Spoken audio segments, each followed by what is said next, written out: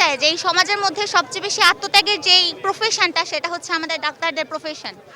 আমরা এই যে 7 থেকে 10 বছর নিজেদের হচ্ছে গিয়ে মাথার ঘাম পায়ে ফেলে রক্ত পানি করে এত কষ্ট করে আমরা এই জায়গাটাতে আসি, আমাদের সবার উদ্দেশ্যই কিন্তু থাকে মানুষকে সেবা প্রদান করা। কিন্তু কথা হচ্ছে এই যে আমাদের উদ্দেশ্যটা, এই উদ্দেশ্যটাকে এক প্রকারের হচ্ছে গিয়ে ছোট করে সবসময় আমাদের সাথে যেটা করা হয় যে আমাদের উপরে কিছু অমানবিক জিনিসপাতি চাপিয়ে দেওয়া হয়। যেমন একজন এফসিপিএস ট্রেনি যে কিনা নিজের জীবনের এতখানি সময় ব্যয় করে সেই পর্যায়ে এসেছে, তাকে এখন ভাতা দেওয়া হবে না। প্রথম 2000 জনকে ভাতা দেওয়া হবে। তাহলে বাকি যারা এত কষ্ট করে এই জায়গায় এসেছে তাদেরকে কি এখানে ছোট করা হলো না? এটা কি এতই সহজ ছিল? এবং আমরা যারা ইন্টার্ন আছি বা আমরা যারা হচ্ছে মিড লেভেল আছি, আমাদের বেতন কাঠামো নিয়ে সবসময় একটা হচ্ছে গিয়ে প্রশ্ন থেকেই যায় যে আমাদের বেতন কাঠামো বাড়াতে চায় না। কিন্তু আমরা যে পরিশ্রমটা করছি, সাপ্তাহিক আমরা প্রায় হচ্ছে 60 থেকে 65 ঘন্টা আমরা ডিউটি করছি, সেই হিসেবে আমাদের বেতন কাঠামো, ইন্টার্নদের বেতন কাঠামো 30,000 এবং আমাদের মিড লেভেলদের বেতন কাঠামো হচ্ছে আমরা 50,000 চাচ্ছি। এখন এই বিষয়টা নিয়ে হচ্ছে গিয়ে সরকারের কাছে আমরা চাই তারা যাতে আমাদের দাবিগুলো মেনে নেয়। আমাদের যে 6 দফা দাবি, এগুলো এমন কোনো দাবি না যে সরকারের পক্ষে মেনে নেওয়া সম্ভব না।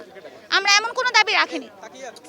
চিকিৎসক সমাজের অধিকার বিষয়ে কতগুলো দাবি নিয়ে আমাদের হাজির হয়েছে আজকে।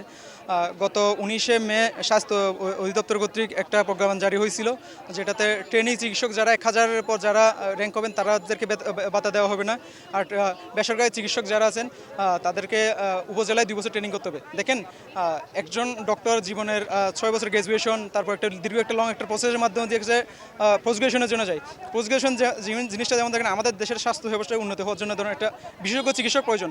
এখন ধরেন যেন একজন বিশেষজ্ঞ চিকিৎসক, ওনাকে বলা হচ্ছে কোনো রকম আগে যে ভাতাটা দিতেছে এটা ভাতাটাও দিবে না। তারপর উনি ট্রেনিং করার জন্য উপজেলায় যেতে হবে। আবার এখানে এটা সত্য হচ্ছে অধ্যাপক থাকতে হবে, সহযোগী অধ্যাপক থাকতে হবে, কিন্তু ওখানে একটা সহযোগী অধ্যাপকই নেই, তাহলে কোনো ট্রেনিং করবে কেমনে? আর একজন মানুষ উনি ডক্টর, ওনার আমাদের সবার একটা বেসিক নিড আছে। তো একটা বছর পর উনি বেতন ভাতাটাও পাবে না, বাইরে কোনো প্র্যাকটিসও করতে পারবে না, কোনো জব করতে পারবে না, তার জন্য ফ্যামিলি চলবে কেমনে? কারণ হচ্ছে আপনি দেখেন বা আপনার বয়স একটা বয়স, এখন যদি আপনাকে যদি কোনো রকম ভাতা দেওয়া না হয় আপনি কি এটা করবেন? এটা একজন আমরা মোটামুটি প্রফেশন হিসেবে, একটা প্রফেশনালিজম হিসেবে আমরা মোটামুটি একটা ভাতা চাই, একটা অধিকার আছে, এটা আমাদের সবার অধিকার। সেজন্য আমরা চাই এই যে প্রশাসনমূলক যে প্রজ্ঞাপনটা জারি করা হয়েছিল এটা বাতিল করা হবে এবং স্বাস্থ্য অধিদপ্তর কর্তৃক নতুন একটা এই প্রজ্ঞাপনটা বাতিল করে নতুন একটা প্রজ্ঞাপন দেওয়া হবে। 2